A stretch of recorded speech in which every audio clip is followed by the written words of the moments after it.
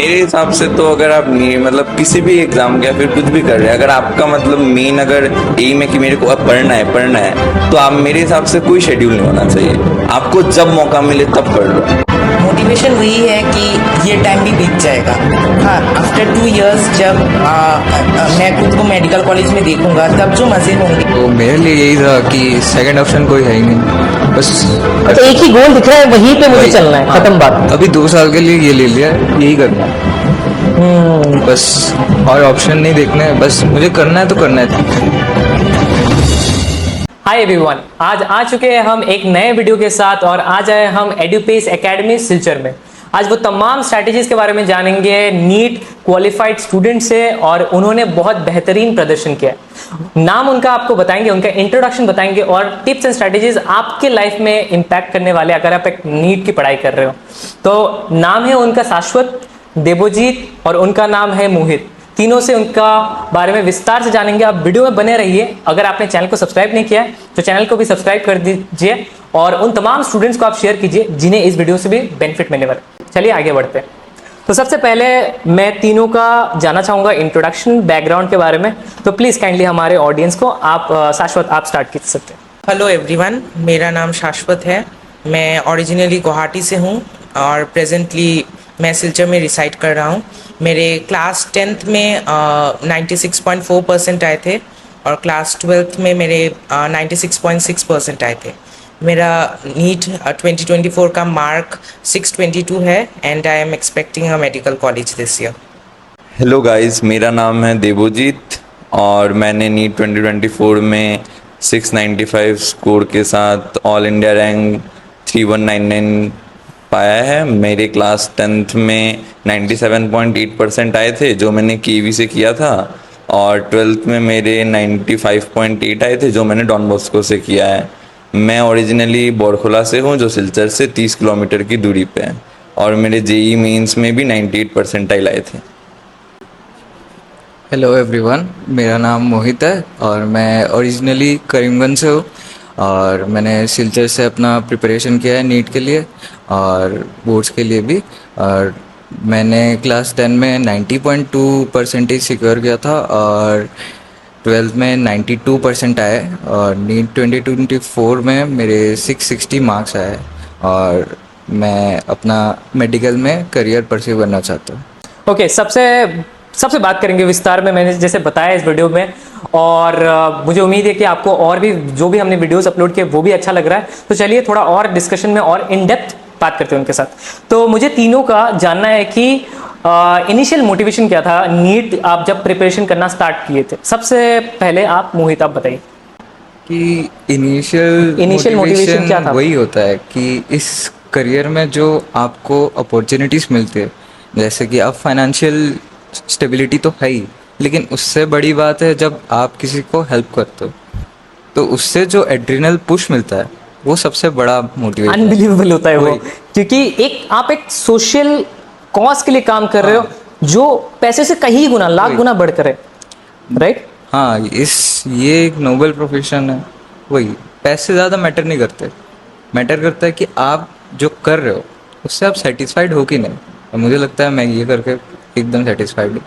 Ups and downs तो होते हैं लेकिन जो है सक्सेस बहुत ज़्यादा। देवजीत आप बताइए इनिशियल मोटिवेशन आपका क्या था जब आपने परस्यू करने का बारे में सोचा नीट? हाँ, मैं जैसे कि जहाँ रहता हूँ ना, मैं रहता हूँ बोरखोला में। तो बोरखोला यहाँ से 30 किलोमीटर की दूरी पे, और मतलब वो इतना बड़ा भी शहर टाइप का नहीं है, एक छोटा मोटा जगह है। तो वहाँ पे मैंने देखा है कि बहुत सारे डॉक्टर्स की भी कमी है, और ऐसे मतलब मैं भी और बहुत सारे जगहों पे भी गया हूँ जहाँ पे मतलब डॉक्टर्स है ही नहीं यार, फिर होते हैं तो प्राइवेट में इतना ज़्यादा फीस चार्ज करते हैं कि मतलब उन जो सच में जो गरीब हैं, जो मतलब इलाज नहीं करा पाते, जिनको बहुत दिक्कत होता है, फाइनेंशियल स्टेबिलिटी जिनकी बहुत ख़राब है, उनको बहुत ज़्यादा दिक्कत होती है। तो वही है कि अगर आप डॉक्टर बनते हो तो आप उन सब की सेवा कर सकते हो, और सेवा के साथ साथ फाइनेंशियली तो डॉक्टर्स में कभी मतलब ऐसा कोई दिक्कत नहीं होता, फाइनेंशियली स्टेबल होता ही है हर डॉक्टर, अगर आप अच्छे से पढ़ाई करें, अच्छे से परस्यू करें। तो वही, और बचपन से मेरा एम था कि मेरे को एक कार्डियोलॉजिस्ट बनना है। Wonderful wonderful. मेरा इनिशियल मोटिव वही था कि I wanted to help more and more people. तो डॉक्टर से ज़्यादा नोबल प्रोफेशन कौन सा हो सकता है टू सर्व पीपल, क्योंकि हमारे देश में जैसे इंडिया में अभी भी डॉक्टर्स की बहुत कमी है। तो I wanted to help every patient, तो उसके लिए डॉक्टर बनना ही मेरा मेन एम था। एम था आप लोग का। आप देख पा रहे हो कि मोटिवेशन कहाँ से आ रहा है। एंड दूसरा चीज़ हम जो बात करेंगे आप लोग के साथ, वो आपके ओवरऑल स्ट्रैटेजीज के बारे में बताइए। और मुझे ये बताइए कि आप लोग कैसे बैलेंस करते थे, अगर आप स्कूल भी जाते थे या फिर आपने सिर्फ नीट की पढ़ाई के लिए आपने अभी ड्रॉप किया है, क्या था रवैया, कैसा था, आप बताइए। मेरा तो स्ट्रेटजी वही था कि मतलब मेरा फंडामेंटल्स वही है कि स्कूल और नीट का प्रिपरेशन दोनों एक साथ नहीं हो सकते। सो कुछ ना कुछ में मतलब थोड़ा कंप्रोमाइज करना पड़ता है। जैसे मैं स्कूल जाता था but around 3 days a week मैं स्कूल जाता था। हाँ, और मतलब इनिशियली लास्ट में मैं ऑलमोस्ट 1 day a week के आसपास जाता था।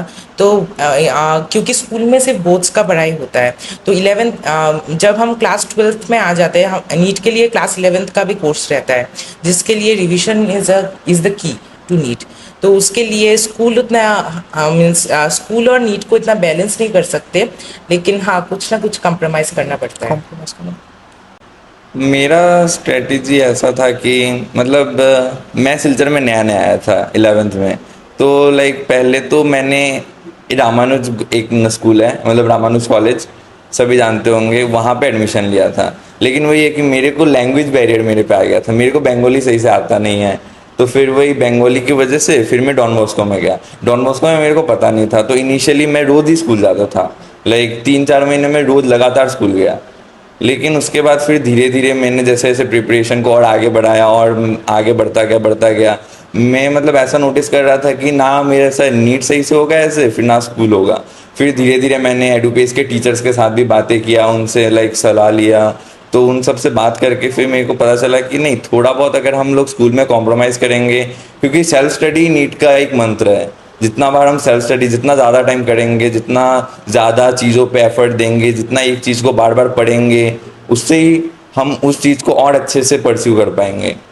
तो वही मंत्र था कि मतलब थोड़ा बहुत स्कूल में कॉम्प्रोमाइज़ और सेल्फ स्टडी को सबसे ज़्यादा मतलब प्रायोरिटी इम्पोर्टेंस देना। हाँ, मोहित आपका क्या था?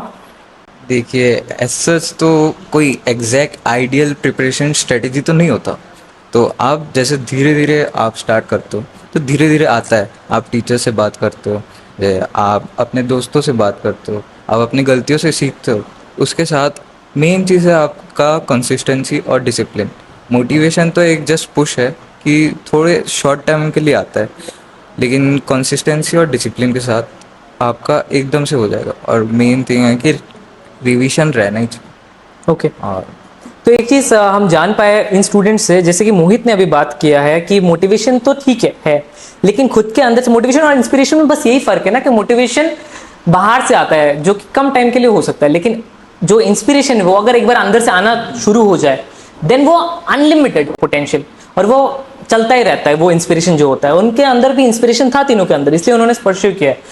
तो तीनों से बात करके मुझे बहुत अच्छा लग रहा है और उम्मीद है कि ऑडियंस के लाइफ में भी आप बहुत ज़्यादा बेनिफिट ऐड कर पा रहे हो। और मैं एक क्वेश्चन पूछूंगा, तीनों से ही पूछूंगा ये मैं क्वेश्चन। मोहित, मैं आपसे पूछना चाहता हूँ कि डेली रूटीन आपका क्या रहता था पढ़ाई में, और हर एक सब्जेक्ट के लिए, नीट के सब्जेक्ट के लिए आपका टाइम एलोकेशन क्या था, कैसे टाइम को डिस्ट्रीब्यूट करते थे?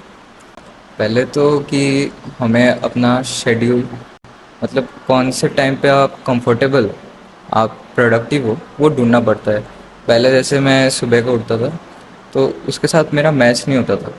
फिर मैंने नाइट स्टडी स्टार्ट किया तो उसके साथ मैं थोड़ा बहुत प्रोडक्टिव होता था। लेट में उठता था लेकिन बाद में कोप अप हो जाता था, क्योंकि मैं रात तक पढ़ लेता था और सब कंप्लीट भी हो जाता था। और मतलब जो आपको पहले अच्छा लगे, जिस कॉन्सेप्ट जो टॉपिक होता है जो आपको अच्छा लगे उसमें आप पहले प्रायोरिटाइज करो, उसको अच्छे से करो। फिर जो आपको गंदा लगता है उसको थोड़ा सा टाइम दो, धीरे धीरे होगा। आपको एकदम अच्छा नहीं लगेगा कि ये करूँ मैं, फिर भी थोड़ा थोड़ा करके करो।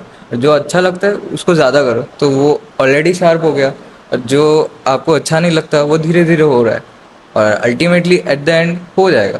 थोड़ा टाइम के साथ ढलने में थोड़ा टाइम लगता है, हाँ। वक्त तो चाहिए। धीरे धीरे आपको एकदम पता चल जाएगा कि आपके लिए कौन सा सूटेबल है। मैं भी पहले लोगों से पूछता था कि लोग क्या कर रहे हैं, लेकिन सबका अलग होता है। आप उसके रूटीन में फिट नहीं हो सकते, उसके शेड्यूल में फिट नहीं हो सकते, उसका वे ऑफ रीडिंग अलग होता है, सब कुछ अलग होता है, लाइफस्टाइल अलग होता है ना सबका, सबका वाइब भी अलग होता है, सबका मेंटेलिटी भी अलग होता है। तो आप खुद के लिए खुद ढूंढो, धीरे धीरे आ जाएगा। देवजीत, आपका क्या रहता था डेली रूटीन, और कैसे आप डिस्ट्रीब्यूट करते थे डिफरेंट सब्जेक्ट्स में टाइम? मेरे हिसाब से तो अगर आप नहीं मतलब किसी भी एग्जाम का या फिर कुछ भी कर रहे हैं, अगर आपका मतलब मेन अगर एम है कि मेरे को अब पढ़ना है, तो आप मेरे हिसाब से कोई शेड्यूल नहीं होना चाहिए। आपको जब मौका मिले तब पढ़ लो।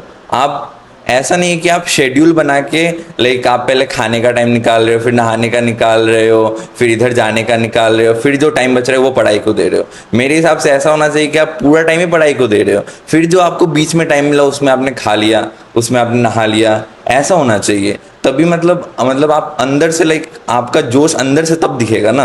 अगर आप ऐसा कर रहे हैं कि नहीं मैं तो अभी खा लेता हूँ फिर पढ़ूंगा, फिर नहा लेता हूँ फिर पढ़ूंगा, फिर थोड़ा जिम कर चला जाता हूँ, थोड़ा ऐसे घूम लेता हूँ दोस्तों के साथ, थोड़ा बातें कर लेता हूँ, तो दिन तो ऐसे ही चला जाएगा।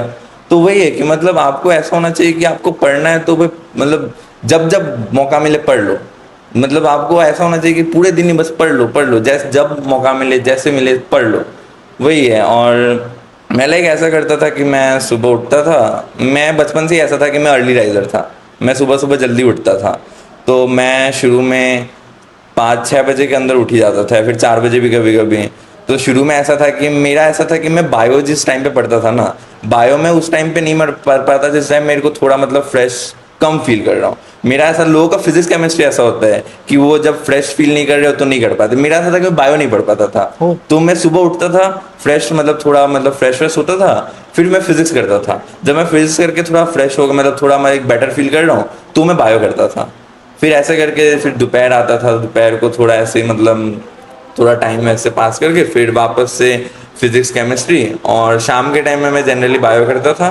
फिर रात को वापस मेरे को ऐसा था कि मेरे को रात को मैं थक जाता था ना, क्योंकि कोचिंग होता है, कभी कभी स्कूल भी जाते हैं, तो रात को वापस थक जाता था। और मैंने जैसे कहा था कि मैं बायो थकने के बाद नहीं कर पाता था, तो मैं तब वापस फिजिक्स केमिस्ट्री करता था, ऐसा रहता था। आपका टाइम ऐसा था? हाँ। तो आपका शाश्वत? मेरा मूल मंत्र वही था कि मतलब तीनों सब्जेक्ट को लाइटली मत लेना, मतलब तीनों सब्जेक्ट को इक्वल इम्पोर्टेंस देना, क्योंकि तीनों ही हमें सिलेक्शन की ओर ले जाते हैं। तो मेरा क्या था कि मतलब मैं पूरा वीक का एक प्लानर बना लेता था कि मुझे इस वीक में ये टॉपिक्स कवर करना है, मुझे इस सब्जेक्ट से। सो मैं क्या करता था, जब वीक के एंड में मैं रात को बैठकर एक बार एनालाइज कर लेता था कि कौन सा सब्जेक्ट में मेरा कितना बैकलॉग रह गया है, किस सब्जेक्ट में मैं आगे हूँ। तो मैं क्या करता था, नेक्स्ट वीक मतलब संडे पूरा दिन लग जाए लेकिन मैं फर्स्ट उस बैकलॉग को ख़त्म कर देता था। फिर जाके मैं मतलब न्यू जो पढ़ाई हो रही है ट्यूशन में प्रिपरेशन में वो जाके नया स्टार्ट करता था। फिर नया वीक का एक न्यू प्लानर बनाता रहता था साइमल्टेनियसली। ओके। तो लाइक आपने अब जाना कि उनका क्या डेली रूटीन रहता था, कैसे वो डिस्ट्रीब्यूट करते थे अपने हर एक सब्जेक्ट को, प्रायोरिटाइज क्या देते थे, उन लोगों ने बताया। लेकिन जैसे कि देवजीत ने बताया कि कोई टाइम ही नहीं होना चाहिए, ये भी एक हैज जिस थ्रू से आप सोच सकते हो, पर्सपेक्टिव भी है, ये ले सकते हो आप। लेकिन मेरा नेक्स्ट क्वेश्चन होगा, देवजीत आप बताइए कि हर एक सब्जेक्ट को लेकर क्या अप्रोच रहता था? पीसीबी जो सब्जेक्ट्स थे उन सब्जेक्ट को लेकर क्या अप्रोच रहता है, इंडिविजुअल सब्जेक्ट्स अगर मैं बात करूँ तो? अगर देखा जाए तो मेरा ऐसा था कि मेरा फिजिक्स बचपन से थोड़ा मतलब फिजिक्स स्ट्रांग था मेरा, लाइक मैथ्स मेरे को पसंद था, फिजिक्स मेरा स्ट्रांग था। तो मेरा था कि ऐसा कि फर्स्ट में अगर हम देखें तो 11th में मैकेनिक्स आता है, तो मैकेनिक्स पोर्शन में हमें लाइक ज़्यादा मतलब सोचना पड़ता है, लाइक फॉर्मूला कुछ नहीं होता इतना, सिर्फ सोचना पड़ता है हर एक चीज़ को कैसे अप्लाई करें, कहाँ अप्लाई करें। तो मेरा उसमें था कि मैं फिज़िक्स को लाइक अगर मैं फिजिक्स में बस मैं ज़्यादा से ज़्यादा क्वेश्चन प्रैक्टिस की तरफ बढ़ता था, क्योंकि फिजिक्स में वही है, क्योंकि 12th में मानते हैं कुछ चैप्टर्स है जिनमें थ्योरी आते हैं, जैसे कि मॉडर्न फिजिक्स जिसको हम कहते हैं, उसमें थ्योरी बेस्ड आते हैं ज़्यादा। लेकिन अगर बाकी ज़्यादातर पोर्शन देखा जाए तो थ्योरी से ज़्यादा लाइक न्यूमेरिकल ज़्यादा इंपॉर्टेंस रखते हैं, तो मैं न्यूमेरिकल पे ज़्यादा ध्यान देता था। और रही बात केमिस्ट्री की, तो फिजिकल केमिस्ट्री तो वही है कि आपको लाइक थ्योरी पता होना चाहिए और न्यूमेरिकल ज़्यादा से ज़्यादा प्रैक्टिस करनी चाहिए। और जैसे कि मेरे को दिक्कत होता था इक्विलिब्रियम वाले चैप्टर में, जैसे कि उसमें जो आयनिक इक्विलिब्रियम है उसमें कहाँ कौन सा फॉर्मूला अप्लाई होता था, मतलब लाइक कैसे होता था, लाइक ऐसे बन जाते थे क्वेश्चन, लेकिन होता है ना कि एग्जाम में जाके एक अलग सा प्रेशर आ जाता है, तो तब नहीं बनते थे। तो उन सब चीज़ों को मतलब ऐसे धीरे धीरे प्रैक्टिस करते करते करते करते वो ठीक हुआ। बाकी इनऑर्गेनिक ठीक है, वो तो लाइक आपको याद ही करना पड़ता है, कॉन्सेप्ट बस आपको मतलब पता होने चाहिए और बाकी चीज़ें याद ही करनी पड़ती है। ऑर्गेनिक पोर्शन मेरा सबसे वीक था इनिशियली में, मतलब 11th में जब मैं था, लाइक ऐसा था कि 11th में ऑर्गेनिक सबसे एंड में आता है, तो 11th में ऑर्गेनिक करते करते लाइक टीचर्स का भी बहुत लेट, लाइक जनवरी फेब आ जाता है, तो उस टाइम पे लाइक होता है कि आपका 11th का वो मतलब फाइनल्स भी आ रहे होते हैं, फिर आपको रिवाइज भी करना होता है और ऐसा होता है ना, बहुत बच्चे सिर्फ पढ़ते जाते हैं, रिवाइज नहीं करते और बाद में भूल जाते हैं पिछले वाले चीज़ें, वो सबसे इंपॉर्टेंट है, तो वो भी सब भी करना पड़ता है। उसकी वजह से ऑर्गेनिक पोर्शन मेरा छूट गया था, ऐसा हो गया था। अच्छा। तो फिर मैंने 12th में वापस से मैंने ऑर्गेनिक के लिए शायद बहुत सारे 2-3 बार शायद खुद से नोट्स बनाए, शॉर्ट नोट्स, मतलब जितना भी कह लो, टीचर्स जो नोट्स बनाएंगे ना वो मतलब आपके ओवरऑल के लिए आप मतलब उनसे पढ़ सकते हैं, आप समझ सकते हैं, लेकिन एंड में आपको खुद के ही नोट्स बनाने होते हैं, लाइक जिनसे आप रिवाइज करें। जैसे कि नीट के एग्जाम के पहले एक हफ्ते पहले मान लीजिए, आप क्या सारे टीचर्स के नोट्स रिवाइज कर सकते हैं? टीचर्स के तो 2-3 कॉपीज होंगे पूरे, तो वो तो आप नहीं कर सकते ना, तो आपको खुद से ही नोट्स बनाने होते एक हैं, short notes। सारांश बनाना होता है, हाँ, आपको वही। नोट टेकिंग एबिलिटी भी आप में होना वही चाहिए। वो होना चाहिए, क्योंकि आप अगर सिर्फ पढ़ते जाए तो आपको सब सम अप नहीं कर पाएंगे ना, समरी टाइप का आपको बनाना आना चाहिए। तो ऑर्गेनिक का वही है कि मतलब धीरे धीरे ऐसे करते करते, और बायो पोर्शन तो वही है कि 11th में लाइक बहुत सारे बच्चों को थोड़ा दिक्कत होता है, लेकिन 12th में आते आते वो सब चीज़ें आ जाती है समझ, क्योंकि 12th में ज़्यादा एप्लीकेशन बेस्ड बायो होता है। 11th में लाइक थोड़ा याद करने वाला चीज़ ज़्यादा होता है, उसमें भी ह्यूमन फिजियोलॉजी एक टॉपिक है, वो वाले में लाइक ठीक है, वो आप अपने बारे में पढ़ रहे होते तो वो लोग बच्चों को आसान लगता है, लेकिन बाकी जो बॉटनी का जो पोर्शन होता है लाइक प्लांट फिजियोलॉजी, उनमें लोगों को दिक्कत होती है। तो उनमें लाइक वही है कि ज़्यादा से ज़्यादा उनमें टाइम दें थोड़ा, लाइक बॉटनी, लाइक बायो को आप जितना बार रिवाइज करेंगे ना उतना बेटर होता है। बायो के मैंने मतलब बहुत सारे बच्चे होते हैं एनसीईआरटी से पढ़ते, लेकिन मेरा वो स्ट्रेटेजी था कि मैं एनसीईआरटी से नहीं पढ़ता था, एनसीईआरटी इंपॉर्टेंट है, तो इसलिए मैं क्या करता था, मैं एनसीईआरटी से खुद नोट्स बनाता था, okay. लाइक सारे लाइंस को जो जो मेरे को लगते हैं कि इंपॉर्टेंट है और जो नहीं भी लगते उनको ही मैं लिखता था, लाइक पूरा लाइक मेरे हर एक चैप्टर के 5-6 पेज के नोट्स होते थे बायो के भी, ओके। तो उनसे मैं लाइक रिवाइज करता था। बायो का आप जितना रिवाइज करेंगे उतना, लाइक मैं कोचिंग जाते टाइम मोबाइल से थोड़ा रिवाइज कर लिया, आते टाइम रिवाइज कर लिया, लाइक मैं फ्री टाइम में करता था ये सब, लाइक जहाँ पे लाइक मेरे को लगता है कि ये सब में तो टाइम जाएगा ही, तो ये से अच्छा ये सब कुछ अच्छी चीज़ों में दे दिया जाए, क्योंकि फिर 2 साल ही है, 2 साल के बाद आप अगर ये वापस मेहनत करने जाएंगे ना, जो बच्चा 2 साल में नहीं कर पा रहा, मानते वो 1 साल में कर लेगा, लेकिन 2 साल में वो सोचेगा ना, 1 साल में जो ड्रॉप लेगा वो, उसमें कितना डिमोटिवेशन मिलता है, कितना सेल्फ लो फील करता है वो। तो वही है कि आप अगर अच्छे से शुरू से 11 से, लोग 11 बिगाड़ देते हैं बहुत सारे बच्चे, 11th में अगर आप अच्छे से बेसिक से मतलब फिजिक्स हो, केमिस्ट्री हो, बायो हो, अगर अच्छे से आप शुरू से ही शुरू करेंगे ना, तो गारंटीड है आपको सक्सेस मिल ही जाएगा, चाहे वो JEE हो, नीट हो, बोर्ड्स हो। तो देबूजीत, हमने जाना ये चीज़ इन डिटेल, हमको हमारे व्यूअर्स को भी जानने का मौका मिलेगा और स्टूडेंट्स वो तमाम जो नीट की प्रिपरेशन भी कर रहे हैं। तो मोहित, मैं आपसे जानना चाहता हूँ एक चीज़, कितना इंपॉर्टेंट है mock test NEET preparation, mock test सारे देना, और कितनी बार आप मॉक टेस्ट प्रैक्टिस करते थे, और फिर उस मॉक टेस्ट को कैसे आपने जो दिया उसका एनालाइज करते थे खुद के परफॉर्मेंस को? मॉक टेस्ट एसेंशियल है, जैसे कि आप बोल सकते हो ना, किसी चीज़ का पिलर है, बिल्डिंग का पिलर है, पूरे बिल्डिंग को पकड़ के रखता है, तो मॉक टेस्ट वही है प्रिपरेशन का। मॉक टेस्ट अगर नहीं दोगे तो आपको एनालाइज नहीं कर पाओगे, आपका कौन सा टॉपिक ख़राब है, किस में आप सिली मिस्टेक्स कर रहे हो, कितना टाइम आपको लग रहा है, टाइम मैनेजमेंट आपका एकदम से नहीं होगा। कि हमारा जैसे 2 हफ्ते में 1 हफ्ते में मॉक्स होते थे, तो रेगुलरली देने से आपका टाइम मैनेजमेंट भी अच्छा हो जाता है। पहले जैसे कि टाइम पे ख़त्म नहीं होता था, सारे क्वेश्चंस आप अटेम्प्ट नहीं कर पाते हो, फिर धीरे धीरे लास्ट तक वो ऐसा हो जाता था कि 2.5 घंटे में हो जाता था। फिर मेरे पास आधा घंटा रहता था कि मैं फिर से जो मैंने क्वेश्चंस किए थे वो फिर से एनालाइज करूँ, कि मतलब कहीं पे रीचेक करूँ कि गलत नहीं हो रहे ना। तो मॉक से आपको वही पता चल जाएगा कि आपका कौन सा टॉपिक थोड़ा सा वीक है, थोड़ा सा आप वर्क करोगे एकदम अच्छा हो जाएगा। मॉक्स बहुत हेल्प करते हैं, बहुत हेल्प करता है, राइट? ओके, तो हम अभी पूछेंगे शाश्वत से पूछेंगे। वैसे तो आपने बताया कि मॉक से हम बहुत आगे जा सकते हैं, स्ट्रेंथ भी बन सकता है जो वीक एरिया, लेकिन हम आपसे भी जानना चाहेंगे क्या वो तरीका है जिससे आपको लगता है कि जहाँ पे हम वीक थे वहां पे धीरे धीरे हम स्ट्रेंथ भी अपना गेन कर सकते हैं। क्या आपके लिए वो था? हाँ, मेरे लिए जैसे ऑर्गेनिक केमिस्ट्री मेरे लिए इन अ वे नाइटमेयर था। ऑर्गेनिक केमिस्ट्री और इनऑर्गेनिक Okay. केमिस्ट्री, क्योंकि वहाँ पे बहुत चीज़ आपको याद रखनी पड़ती है। फिजिकल केमिस्ट्री में वैसी बात नहीं है। फिजिकल केमिस्ट्री में न्यूमेरिकल्स आते हैं जो बेसिकली फार्मूला बेस्ड होते हैं, जो मुझसे हो जाते थे। लेकिन इनऑर्गेनिक और ऑर्गेनिक केमिस्ट्री में मैं जो प्रॉब्लम फेस करता था वो कि मैं फैक्ट्स भूल जाता था, केमिकल रिएक्शंस भूल जाता था, जो आपको एंट्रेंस एग्जाम में याद करके जाना ही पड़ता है। ऑलमोस्ट 100 से 200 केमिकल रिएक्शंस है जो आपको याद करने हैं ऑर्गेनिक केमिस्ट्री में। तो मैंने क्या किया, मैं हर दिन रात को 1 घंटा निकालता था और हर एक चैप्टर का 2-3 बार मतलब केमिकल रिएक्शंस ऑर्गेनिक का सिर्फ लिख देता था। बार बार लिखने से क्या होता है, मतलब फिर आपको अंदर से याद रहता है कि ये रिएक्शन ऐसा ही जाता है।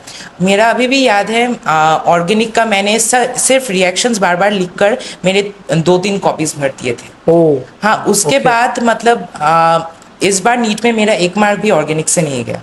ओके। हाँ, that was my weak point. मैं मॉक टेस्ट जब देता था मेरे ऑर्गेनिक से ही मार्क्स जाते थे। मतलब नींद में भी हो तो वो आप कोई पूछ ले तो आप बता सकते हो कि हाँ, ये है। वही। तो तो that वो was a- आपका था। तो और एक सवाल आपसे पूछेंगे अभी कि वैसे तो नीट प्रिपरेशन स्ट्रेसफुल होता ही है, लेकिन आप कैसे मैनेज करते थे उस स्ट्रेस को और फिर खुद मोटिवेटेड रहते थे? मोटिवेशन आपके अंदर पे इंस्पिरेशन आप कैसे लाते थे? मोटिवेशन वही है कि ये टाइम भी बीत जाएगा।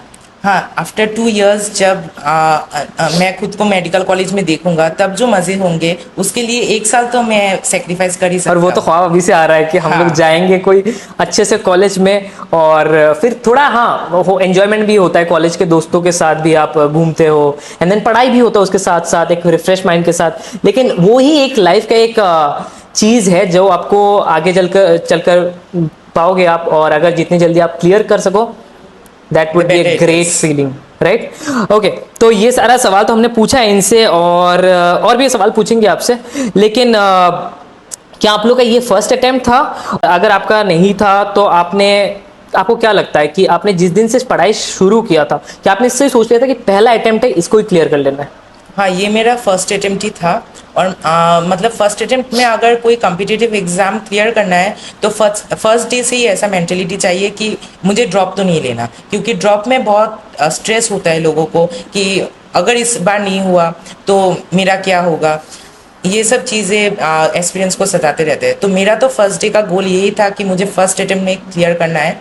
आई don't want to take stress after 2 years. Okay, तो देवजीत ने हमें पहले ही बता दिया कि एक ही एक अटेम्प्ट अगर हो जाता है तो 2 साल फिर से क्यों वही चीज़, क्यों बाउंस बैक करने में भी मुश्किल हो जाता है। लेकिन मोहित, आपके लिए क्या था? फर्स्ट अटेम्प्ट आपके लिए भी था? हाँ, मेरा आप भी भी- फर्स्ट अटेम्प्ट था।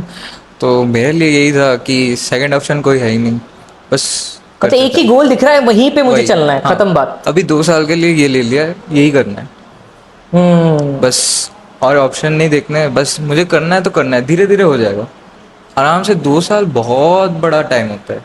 2 साल तो कितनी बड़ी टाइम है, 365 दिन और वही। 300 फिर से 65 दिन, वही। हाँ 366 डेज भी आ जाते हैं अगर लीप ईयर हुआ। इसमें तो हो ही जाता है लेकिन आपके लिए ड्रॉप अगर हुआ बहुत हेक्टिक हो जाता है। वही जैसे इसने बोला कि आपका करियर का टेंशन भी आ जाता है, और आप 2 साल में आप एकदम फ्री फील करते हो कि आप पे कोई टेंशन ही नहीं है कि आपके दोस्त क्या कर रहे हैं, फैमिली का प्रेशर कुछ है नहीं। आपको बस आपके 12-11 के साथ चलाया जाना है, बस खुद का बेस्ट देना है, फिर आराम से हो जाएगा। आप अगर अच्छे से प्रिपेयर करते हो धीरे धीरे हो जाएगा। Okay, wonderful. तो मैं तीनों को एक चीज पूछना चाहता हूँ, इस वीडियो में भी जाने को मिलेगा। क्या आप ग्रुप स्टडी करना पसंद करते थे कि इंडिविजुअली? तीनों एक बार बताइए। मोहित, आप बताइए।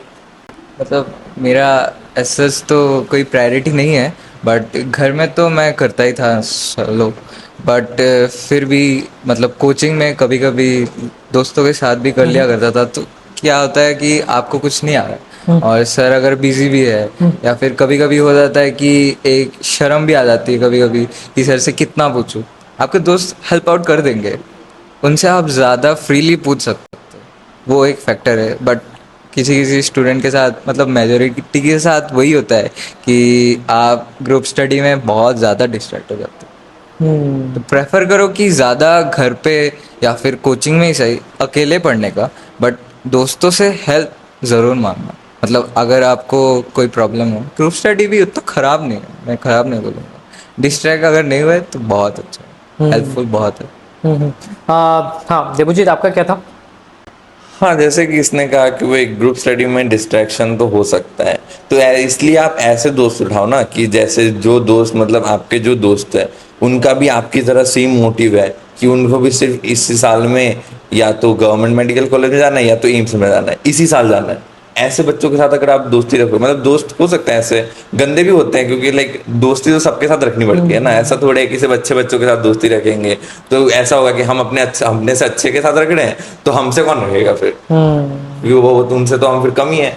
तो मेरा वही है कि मैं मेरा ऐसा था कि मैं पहले 11th में या फिर 12th के भी मतलब 6 मंथ तक मेरा ऐसा था कि मेरा एक दोस्त था तो मैं उसके साथ आ जाता था कोचिंग में, ओके। आके बैठ जाता था हाँ। हर संडे सैटरडे को। ओके। क्योंकि हमारा मतलब ऐसा था कि सैटरडे संडे को नहीं रहता था क्लास, तो सैटरडे संडे को आके बैठ जाता था और लाइक सुबह आते थे हम लोग 9-10 बजे एक साथ ही आते थे और आराम से पढ़ वढ़ के 3-4 बजे जाते थे आराम से। फिजिक्स का लाइक हम ऐसा डिसाइड कर लेते थे, बायो हम खुद से ही पढ़ते थे क्योंकि बायो में क्या ही ग्रुप स्टडी करेंगे, बायो में तो आपको खुद को याद करना है ना। लेकिन फिजिक्स केमिस्ट्री में ऐसा था कि आप अगर ग्रुप में क्वेश्चन सॉल्व करोगे, मतलब ऐसा है कि आपको अगर नहीं आता, बाई चांस उस टाइम पे हो सकता है ना टीचर दूसरा क्लास ले रहा हो या फिर टीचर कहीं बिजी हो, टीचर नहीं भी हो, तो अगर ऐसा होता है ना कि मेरे को कुछ आता है और मेरे दोस्त को कुछ आता है लेकिन उसको जो आता है वो मेरे को नहीं आता और मेरे को जो आता है उसको नहीं आता, ऐसा हो सकता है। हो सकता है। हाँ, तो उसमें वो मेरी हेल्प कर देगा, मैं उसकी हेल्प कर दूंगा। बाई चांस उसको थोड़ा कुछ ज्यादा आता है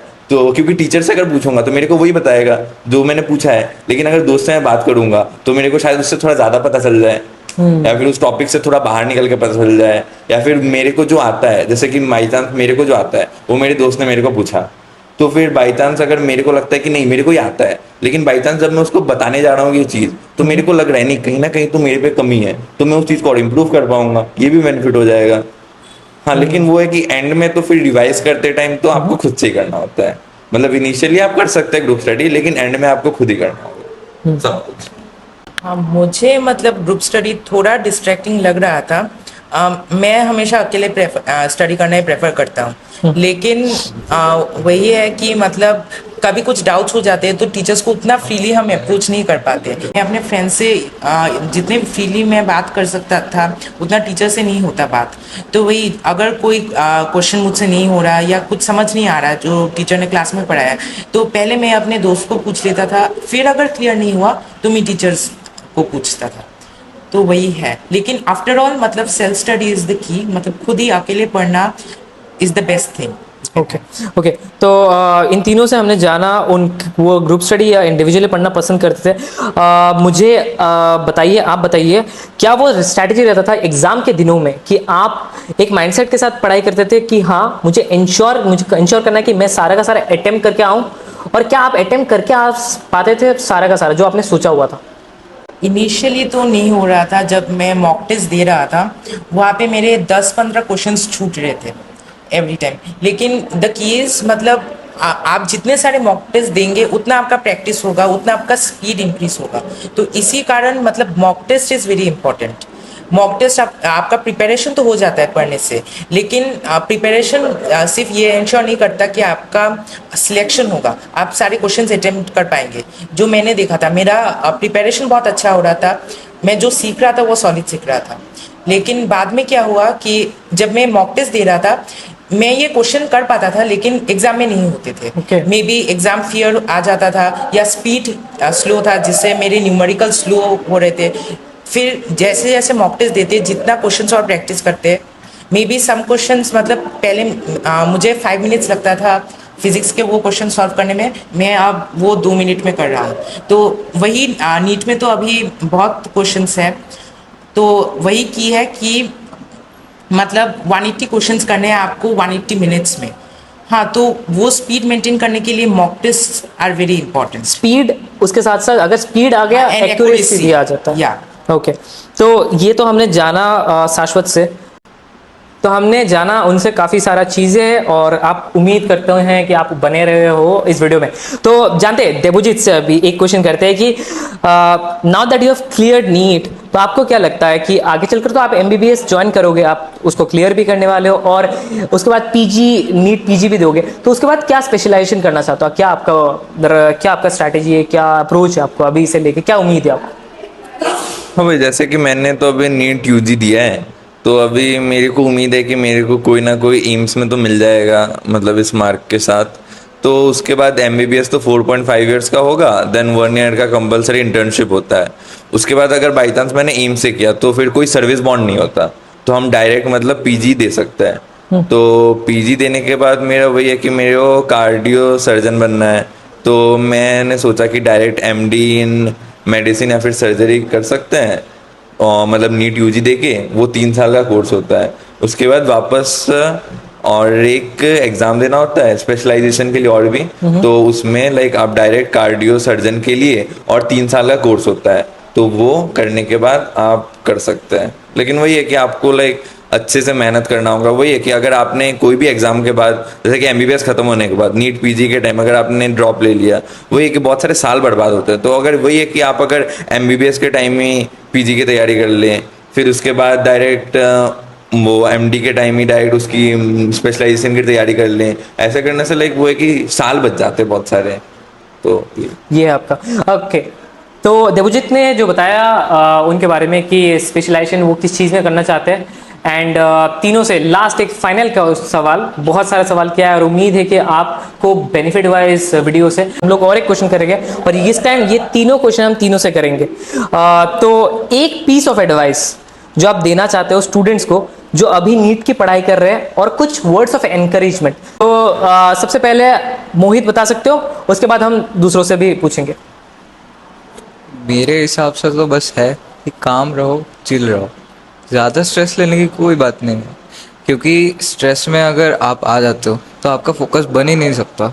आप चिल रहो कि अप्स एंड डाउन्स होते हैं, ब्रेक डाउन्स भी होते हैं बीच बीच में। अगर आप डिमोटिवेट हो जाते हो मार्क्स से, ऐसा तो नहीं है कि आपके सब हर टाइम एकदम अच्छे एकदम वंडरफुल कलर वाले मार्क्स आ गए, ऐसा नहीं होता। बट वही, आपको डिमोटिवेट नहीं होना, आप थोड़ा सा ब्रेक लो। ब्रेक लेके आपको जो चीज़ अच्छी लगती है आप उसमें थोड़ा सा टाइम स्पेंड करो, थोड़ा सा आपको दिमाग को रिलैक्स मिलेगा, फिर आप फिर से रिस्टार्ट करो। बस कंसिस्टेंसी बस मेन चीज़ है, बाकी तो बस ओके। तो शाश्वत आप अभी बताओ कि same one top piece of advice जो आप देना चाहते हो, जो सारे तमाम स्टूडेंट यहाँ पे देख रहे हैं और आगे चलकर लाखों स्टूडेंट ये वीडियोस देखने वाले हैं, आगे उम्मीद बनकर आप आए हो उनके लिए भी जो देना चाहते हैं या प्रेपरेशन ले रहे हैं। तो आपको क्या लगता है वन पीस ऑफ एडवाइस जो आप स्टूडेंट को देना चाहते हो, और कोई वर्ड्स ऑफ एनकरेजमेंट उनके लिए? वन पीस ऑफ एडवाइस वही है, स्टडी हार्ड। अपने टीचर्स जो एडवाइस देते वो सुनिए, अपने पेरेंट्स जो एडवाइस देते वो सुनिए। And the thing is don't get demotivated by seeing your marks in the mock test या दूसरे टेस्ट। हाँ, हाईज एंड लूज आते हैं लाइफ में, हाँ, लेकिन main thing is you should be true to yourself. आपको खुद को पता होना चाहिए कि मैंने इतना पढ़ाई किया है, मैंने इतना टाइम स्पेंड किया है अपने पढ़ाई में। तो वही कि मतलब बी ट्रू टू योरसेल्फ। अगर आपका पता है कि आपने इतना टाइम स्पेंड किया है बुक्स के साथ, हाँ, तो आपका डेफिनेटली सिलेक्शन होगा। ओके। तो अभी देवजीत से भी सेम क्वेश्चन पूछेंगे, one top piece of advice. अगर टॉप पीस ऑफ एडवाइस देना हो तो ऐसा तो कुछ नहीं है कि लाइक कोई ऐसा इन जनरल एडवाइस दिया जा सकता है, क्योंकि मतलब सबका अलग अलग रास्ता होता है। किसी को बाई चांस अगर नहीं भी मिल रहा है, लग रहा है कि वो किसी और चीज़ में अच्छा है, तो वो भी वो परस्यू कर सकता है। लेकिन अगर किसी को नहीं कि मेरे को यही करना है, नीट ही करना है, मेरे को किसी भी हाल में नीट क्रैक करना है, तो वही है कि हमें टीचर्स की बात सुननी पड़ेगी, टीचर्स की बातों को मानना पड़ेगा। लाइक ऐसा होता है ना 11th में लोगों के पास लाइक सीबीएसई बोर्ड से जो होता है 90% एबव तो शायद लाखों बच्चों को मिल जाता है, तो सबके पास होता है कि हम तो फोड़ देंगे, आईआईटी चले जाएंगे, ये कर लेंगे, वो कर लेंगे, और टीचर्स की सुनते नहीं है। बस कोई भी बुक उठा लेते हैं, सॉल्व करने लग जाते हैं, बस करते रहते हैं। वही है कि मतलब जैसे कि आपने ये बुक कर लिया, वो बुक कर लिया, ये बुक कर लिया, लेकिन एंड में आप जब देखेंगे कि आपने एक सब्जेक्ट को इतना टाइम दे दिया, लेकिन ऐसा होता है बहुत सारे बच्चे, जैसे कि उनको फिजिक्स पसंद है तो पूरे दिन बस फिजिक्स करते जाएंगे, केमिस्ट्री पसंद है किसी को, पूरे दिन केमिस्ट्री करते जाएगा।